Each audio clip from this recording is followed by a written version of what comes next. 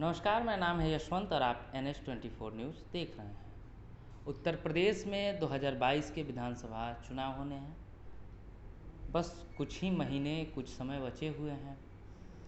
इसको लेकर उत्तर प्रदेश में सियासी हलचलें तेज हो चुकी हैं और इसी क्रम में हमारी चुनावी कवरेज, हमारी चुनावी यात्रा जारी है। हमारा कार्यक्रम चल रहा है जिसका नाम है यूपी इलेक्शन जनता रिएक्शन, जिसमें हम लगातार नेताओं से मिल रहे हैं, उनसे बातचीत कर रहे हैं, लोगों का रिएक्शन ले रहे हैं और जानने की कोशिश कर रहे हैं कि उत्तर प्रदेश में चुनाव को लेकर लोगों का मूड क्या है। इसी क्रम में आज हमारे बीच बहुजन मुक्ति पार्टी के बाराबंकी जनपद के जिला अध्यक्ष राम नरेश रावत हैं। सर, आपका बहुत बहुत स्वागत है हमारे चैनल पर। धन्यवाद। आपकी पार्टी जो है बहुजन मुक्ति पार्टी, वो उत्तर प्रदेश में शायद इस बार पहली बार चुनाव लड़ेगी या इसके पहले भी जो है चुनाव लड़ी है? हाँ, हमारी पार्टी 2012 में बनी और 2014 में हम लोग 419 सीटों पर इलेक्शन लड़ा संसदीय का। मतलब विधानसभा का ये पहला चुनाव है आप लोग? नहीं, इसके पहले जो विधानसभा का चुनाव हुआ उसमें हम लोग लड़े हैं, जो 17 में हुआ। अच्छा, 17 में आप लोगों ने चुनाव लड़ा था। तो इस बार बहुजन मुक्ति पार्टी जो है वो किन मुद्दों को लेकर, किन बातों को लेकर जो है जनता के बीच जा रही है और उनसे जो है अपने पक्ष में अपने समर्थन की मांग कर रही है? हाँ, हमारी जो है 29 मुद्दे हैं हमारे, जो हम लोग 100 रुपये के स्टाम्प पेपर पर घोषणा करके, और सबसे पहला मुद्दा है हमारा जाति आधारित जनगणना। जो जातियां बनी हैं उनके संख्या के अनुपात में हिस्सेदारी मिलनी चाहिए, ऐसा हम लोग जो है 100 रुपये के स्टाम्प पेपर पर दे रहे हैं। क्योंकि 75 साल हुआ, कोई भी राजनीतिक पार्टी लिखित में कोई मुद्दा नहीं दिया, इसलिए हमारे समाज के, हम सब भारत के जितने भी मूल निवासी लोग हैं उनके हक अधिकार नहीं मिले। क्यों? अगर 2014 में जैसे मान लीजिए कोई ज़मीनी मामला है और हम लोग ज़मीन का अगर रजिस्ट्रेशन करवाते हैं तो स्टाम्प लगता है। अगर 2014 में माननीय प्रधानमंत्री नरेंद्र मोदी जी अगर स्टाम्प पेपर पर लिख कर दिए होते कि 15-15 लाख खाते में आते और नहीं आए हैं तो उनके ऊपर कोर्ट केस हो सकता था। इसी मुद्दों को लेकर के, क्योंकि हमारे लोगों के बीच में लोग जाते हैं और जुमला सुना करके वोट ले लेते हैं, और 75 साल हुआ लेकिन जो वोट देने वाले लोग हैं उनका कल्याण नहीं हुआ, और जो लोग नेता लोग हैं वोट लिया वो मालामाल हो गए और जनता बहुत परेशान हाल है। इसलिए 29 मुद्दों को लेकर के बहुजन मुक्ति पार्टी लिखित में 100 रुपये के स्टाम्प पेपर पर अपना एजेंडा पारित करेगी, और ऐसा करके जनता के बीच में हम जा रहे हैं और लिखित में हम एजेंडा दे रहे हैं, और वो एजेंडा हमारी सरकार बनेगी तो हम लोग 100% लागू करेंगे। क्या मुद्दे हैं वो? हाँ, सबसे पहला मुद्दा है हमारा जाति आधारित जनगणना, और जो हमारे जो बेरोजगारी इस समय चरम सीमा पर है उसको लेकर हम जैसे पोस्ट ग्रेजुएट हैं और हाई स्कूल पास हैं, इन सबको बेरोजगारी भत्ता के तौर पर 5,000, 3,000, 2,000 तब तक देंगे जब तक उनको सरकारी कोई मतलब जो उन्हें योजना का लाभ नहीं मिलता है, तब तक हम लोग अपने पूरे जो स्टाम्प पेपर पर लिखे तो एजेंडा है और उसको फॉलो करेंगे। और आत्म सुरक्षा के लिए हम लोग, हमारी सरकार बनेगी तो सबको निःशुल्क मतलब हथियार रखने के अभी लाइसेंस प्राप्त कराएंगे। तो हथियार रखने के लाइसेंस अगर आप देने की बात कर रहे हैं, तो हथियार रखना जो है, आर्म्स रखना जो है, अगर लाइसेंस भी मिल जाता है तो सबके पास जब हथियार हो जाएगा तो फिर पुलिस की क्या आवश्यकता है? क्यों ना पुलिस को सशक्त किया जाए? हाँ, जैसे आज के तौर पर है, देखा जाए हमारे लोग जो पुलिस पर मतलब सोच रहे हैं कि तो पुलिस अगर शासन व्यवस्था अगर पूर्णतः संविधान लागू हो जाए और सही से कानून का फॉलो हो जाए तो लाइसेंस रखने की कोई आवश्यकता नहीं है। लेकिन अगर जैसे फॉलो नहीं हो रहा है तो हमारी सरकार जब आएगी तो पूर्णतः जो संवैधानिक अधिकार हैं उनको कानून के दायरा दे करके पूर्णतः लागू कराएगी और आम जनमानस में भाईचारा कायम हो, इस पर हमारी पार्टी बहुत बड़े पैमाने पर काम करेगी। आपकी पार्टी जो है वो भी बहुजन वोट बैंक का दावा करती है, वो भी कहती है कि जो देश की 85% लोग हैं वो आपके वोटर हैं, ऐसा आपकी पार्टी का दावा है। और बहन कुमारी मायावती, जिनकी पार्टी का नाम भी बहुजन समाज पार्टी है, वो भी बहुजन समाज के वोटरों का, और अब तो उन्होंने सर्वजन हिताय सर्वजन सुखाय का बात करना शुरू कर दिया है। वो कहते हैं कि हम तो सर्व समाज के हैं, लेकिन उनका कोर वोट बैंक आज भी बहुजन समाज माना जाता है, बहुजन वोटर माना जाता है। तो बहुजन मुक्ति पार्टी के लिए चुनौतियां बड़ी हैं, लेकिन आप क्यों ये दावा आपकी पार्टी कर रही है, या आप लोगों को क्यों ऐसा लग रहा है कि इस बार बहुजन वोटर जो है आपके साथ होगा? हाँ, जैसे जो बहुजन समाज पार्टी थी, तो हम किसी पार्टी का अनादर या मतलब उसको नहीं कह रहे हैं, लेकिन जो हमारी जो वाम सेव के द्वारा बहुजन समाज बनी थी, तो बहुजन समाज पार्टी का नारा था बहुजन हिताय बहुजन सुखाय। लेकिन वो तो जो है अटल बिहारी वाजपेयी वगैरह के कहने से उस नारे को बदल दिया गया। जो हमारा बहुजन का नारा था बहुजन हिताय बहुजन सुखाय, उसको बदलकर सर्वजन हिताय सर्वजन कर दिया गया। इसका मतलब यह होता है कि जिसके साथ कोई अगर अवांछनीय दुर्घटना हो उसका भी कल्याण हो, और जो करे उसका भी कल्याण हो। ऐसे तो काम चलने वाला नहीं है भाई। जो दोषी उसको सज़ा मिलनी चाहिए, लेकिन ये जो हमारा बहुजन हिताय का नारा था, ये महामाना गौतम बुद्ध के ज़माने से लागू था। और बहुजन का नारा काशीराम साहब ने बड़े पैमाने पर जो जागृति का काम किया। आज जो बहुजन समाज का काशीराम साहब का जो मोमेंट था, वो आज बहुजन समाज में नहीं रह गया, क्योंकि अब तो वो सर्वजन की पार्टी है और सर्वजन का काम ही करती है। क्यों? क्योंकि वोट का मामला है, और वोट लेने पर जैसे उनके यहाँ करोड़ों रुपए का जो टिकट मिलता है, तो एससी जो बहुजन समाज है, इसके पास तो इतना पैसा है नहीं कि इतना सारा पैसा देकर वोट खरीदे। तो जो सही कार्य करता है उसको टिकट नहीं मिलता है, और जो पैसे वाले हैं उनको टिकट मिलता है। इसलिए समाज का बड़े पैमाने पर सत्यानाश हो रहा है। तो जो ये आक्रोश हम लोग भी जनता के बीच में जाते हैं, तो वो लोग बताते हैं कि अब बहुजन समाज नहीं रह गई, अब वो ब्राह्मण समाज हो गई, ऐसा लोग कहते हैं। आप जाति आधारित जनगणना की बात कर रहे थे। जी। एक सवाल ये भी बनता है कि जो समाजवादी पार्टी है, जो वो मौजूदा समय में देखा जाए तो उत्तर प्रदेश की दूसरी सबसे बड़ी पार्टी है भारतीय जनता पार्टी के बाद। वो भी उसके जो नेता हैं, उसके जो राष्ट्रीय अध्यक्ष हैं अखिलेश यादव, उनका भी दावा रहता है कि हम अगर जो है केंद्र के शासन में आए तो हम जिसकी जितनी हिस्सेदारी उसकी उतनी भागीदारी, ये उनका एक नारा है कि इस पर काम करेंगे। और हम जातिगत रेशियो जो है, जितना जातिगत अनुपात है, उसके आधार पर हम तमाम चीज़ों में जो है भागीदारी सुनिश्चित करेंगे। तो फिर क्यों नहीं बहुजन मुक्ति पार्टी समाजवादी पार्टी के साथ इस बातचीत को, क्योंकि एक आपका कॉमन मिनिमम प्रोग्राम बनता दिख रहा है सपा के साथ, वो भी जाति के जो है जातिगत आरक्षण की बात, जातिगत जनगणना की बात और तमाम चीज़ों की बात करती हैं, भागीदारी की बात करती हैं। आप लोग भी कर रहे हैं, तो इस चुनाव में क्यों नहीं गठबंधन क्यों नहीं कर लिया जाए? हाँ, देखा जाए तो जो बहुजन मुक्ति पार्टी है ये पूरे भारत की पार्टी है, और जो समाजवादी पार्टी है वो केवल उत्तर प्रदेश में है। तो उत्तर प्रदेश में अगर पार्टी है तो पूरे भारत का दिल्ली कैसे पहुंचा जा सकता है? क्योंकि अगर 272 सीटों पर इलेक्शन 73 पर लड़ा जाए तो दिल्ली का दावा किया जाए, और अगर 80 सीट पर इलेक्शन लड़ा जाएगा और तो दिल्ली कैसे पहुंचा जाएगा?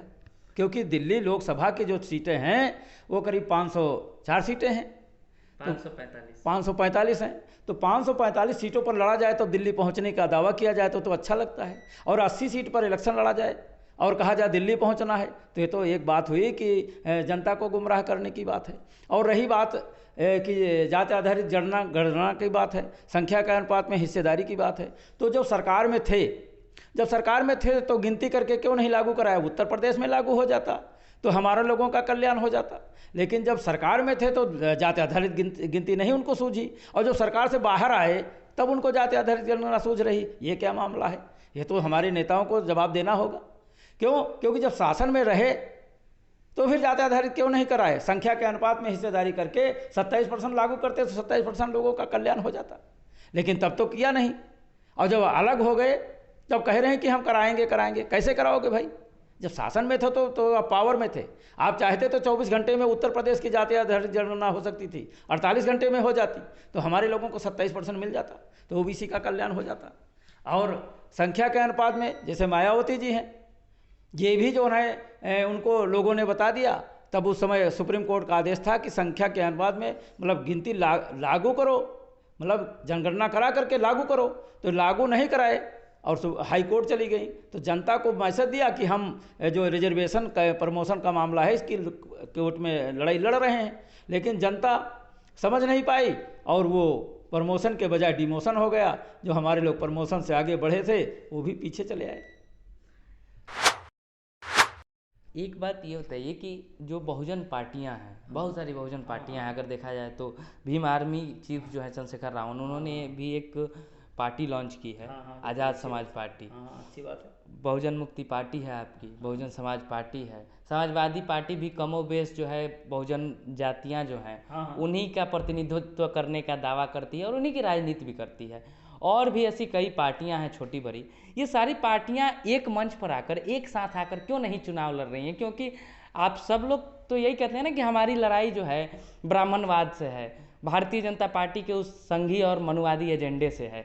तो ये सारी पार्टियां एक मंच पर आकर चुनाव की, ये अलग अलग चुनाव लड़ने से तो आप अपने ही वोट को जो है बांट रहे हैं और खुद को एक दूसरे को कमजोर कर रहे हैं। तो एक साथ एक प्लेटफॉर्म पे चुनाव क्यों नहीं आप लड़ रहे हैं? तो जो बहुजन की लोग बात तो करते हैं, लेकिन जैसे इधर जो है माननीय हाईकमान जैसे सतीश मिश्रा देख रहे हैं, इधर अभिषेक मिश्रा देख रहे हैं, तो जो बहुजन का वोट है तो जैसे कोई से मुलाकात करनी चाहिए तो पहले उन्हीं लोगों से बात करके तब पहुंचते हैं। तो जो बहुजन की बात तो करते हैं, लेकिन बहुजन की पार्टियां हैं, जैसे जो आपने कहा मनुवाद की अगर देखा जाए तो 5 नेशनल लेवल की पार्टियां हैं, और जो हमारी बहुजन की भी पार्टियां हैं प्रेजेंट टाइम देखा जाए तो उन्हीं लोग चला रहे हैं।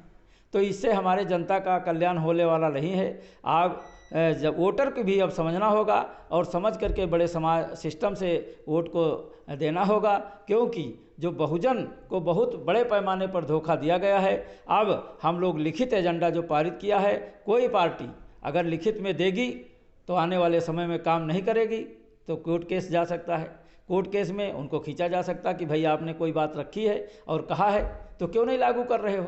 अगर बिना लिखा पढ़ी के कोई काम हो जाता है ना, तो उसमें बाद में फिर होता है कि हम तो ये जुमला बोल दिया था, ये कोई ऐसी बात नहीं है, हम देने वाले थोड़े हैं। तो बहुजन मुक्ति पार्टी इस बार बाराबंकी में कितने सीटें जीत कर लाएगी? क्योंकि 6 विधानसभाएं यहाँ पहले 7 हुआ करते थे, अब 6 विधानसभाएं हैं। तो 6 विधानसभाओं में कितनी विधानसभाएं आपके खाते में जा रही हैं? हम लोग 6 विधानसभा से इलेक्शन लड़ेंगे। और रही बात जाने वाली, तो अगर ईवीएम मशीन में कोई फेरबदल नहीं हुआ तो हम लोग आशा उम्मीद करते हैं कि बड़े पैमाने पर हम लोग जीतेंगे और जीत हासिल करके ही अफसिल जो है बड़े पैमाने पर हमारी भी पार्टी के मिशन है 2022 की तैयारी में लगे हुए हैं। और 9 अक्टूबर को हमारी रमाबाई अंबेडकर मैदान में बहुत बड़ी रैली होने जा रही है, जिसके समर्थन में बहुजन क्रांति मोर्चा के साथ सहयोग से हम लोग बड़ी पैमाने पर बहुत बड़ी रैली करना चाहते हैं। वो रमाबाई अंबेडकर मैदान में 9 तारीख को रैली होगी, फिर इसके बाद दिशा निर्देश तय किया जाएगा क्या होना। कई जो है हमारे मित्र हैं या कई जो बातचीत हमारी होती रहती है, तो कई लोग हैं जो स्कॉलर हैं, जो सुधार्थी हैं, या फिर कई लोग राजनीतिक या सामाजिक गतिविधियों में जुड़े हैं। तो जो युवा हैं उनका एक हमेशा से ये कहना रहता है कि बहुजनों की राजनीति करने वाले तो बहुत लोग हैं, बहुजनों का अपना वोट बैंक के रूप में इस्तेमाल करने वाले तो बहुत लोग हैं, लेकिन इनकी जो असल समस्याएं हैं, इनके साथ जब कुछ होता है तो ये पार्टियां कहाँ चली जाती हैं, किस रसातल में चली जाती हैं, कहीं लड़ते नहीं दिखाई देती हैं। तो इस चीज़ को, इस इल्ज़ाम को आप कैसे लेंगे, कि कैसे काउंटर करेंगे?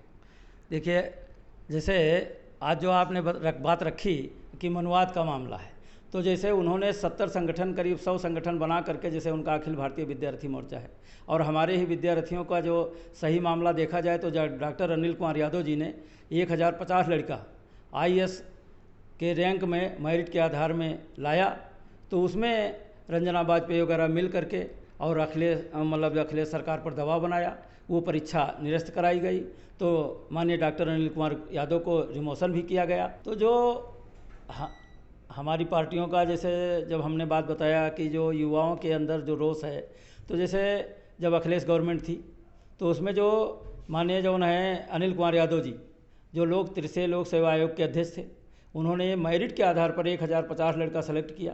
लेकिन वो परीक्षा, सोचिए कि इतना ज़्यादा मनुवाद के लोगों ने दबाव बनाया और वो परीक्षा निरस्त की गई। तो इससे डॉक्टर अनिल कुमार यादव को रिमोशन भी कराया गया। ये नहीं फैजाबाद का सीडीओ बनाया गया शायद। ऐसे हमारे समाज के ही लोगों को साथ में ले करके और हमारे समाज का ही सत्यानाश किया जाता है। तो बहुजन मुक्ति पार्टी बड़े पैमाने पर लोगों को जन जागरण कर रही है। जन जागृत का मतलब यह है कि सही बात को जानें। जो आज तक करीब 75 साल हुआ, 4 बार मुख्यमंत्री रहे, लेकिन जो समाज की जन जागरण की बात थी कि उन्होंने मनवाद का ही बढ़ावा दिया। इधर जैसे आपने लोगों को सही सिस्टम पे नहीं लाए और अपने लोगों को जागृत नहीं किया और वही लोग बढ़ गए। जैसे जो मनवाद की बात करने वाले लोग ही मनवाद को बढ़ावा दे दिया और हमारे 90-85% समाज का, और नहीं 4 बार मुख्यमंत्री भये, और 4 बार मुख्यमंत्री होने पर अगर 27% लागू हो जाता तो ओबीसी का 27% कल्याण हो जाता। अगर एससी का 22% तो कोटा है ना, लेकिन आज तक अभी 90% भरा गया है। अगर देखा जाए तो इसका भी मामला बहुत डैमेज पड़ा हुआ है। तो मुख्यमंत्री 4 बार हुए, लेकिन अपने लोगों का जितने हद तक कल्याण होना चाहिए वो कल्याण नहीं हुआ। इसलिए जनता में सही बात पहुंचने के लिए बहुजन मुक्ति पार्टी आई है और जन जागरण करने का बहुत बड़े पैमाने पर लक्ष्य रखा गया है। और 2022 में इलेक्शन लड़ा जाएगा और 100 रुपये के स्टाम्प पेपर पर जितने भी हमारी हैं जो करीब 29 मुद्दे हैं हमारे, वह हम 100 रुपये के स्टाम्प पेपर पर देंगे। और हम चाहते हैं कि कोई भी पार्टी आवे, लोगों से अगर लोग से वोट मांग रही है तो वो लोग भी उनसे ये सवाल करें कि आप लोग लिखित मुद्दा दीजिए कि आने वाले समय में हम आएंगे और हमारी सरकार बनेगी तो हम क्या क्या काम करना चाहते हैं, लिखित में दें। लिखित में देंगे तो वो खुद फंसेंगे, और लिखित में वो देने वाले नहीं हैं क्योंकि उनको लागू नहीं करना है। हम लोग लिखित में देंगे, हमारी सरकार आएगी तो हम 100% ज़रूर लागू करेंगे। 90% समाज के लिए ये काम अवश्य करेंगे। ये राम नरेश जी थे जो बहुजन मुक्ति पार्टी बाराबंकी जिला अध्यक्ष हैं। इन्होंने एक सबसे अच्छी बात पूरे बातचीत में ये कही कि जो भी पार्टियां चुनाव लड़ने आ रही हैं, जो भी पार्टियां चुनावी मैदान में हैं, उनको अपने वादों को लिखित स्टाम्प पेपर पर जनता को देना चाहिए, ताकि जब वो वादों को पूरा न कर सकें तब जनता उन पर कानूनी कार्रवाई कर सके, उनके खिलाफ कोर्ट जा सके। और बहुजन मुक्ति पार्टी अपने 29 सूत्री वादों को स्टैम्प पेपर पर लिखकर जो है जनता के सामने लेके जा रही है।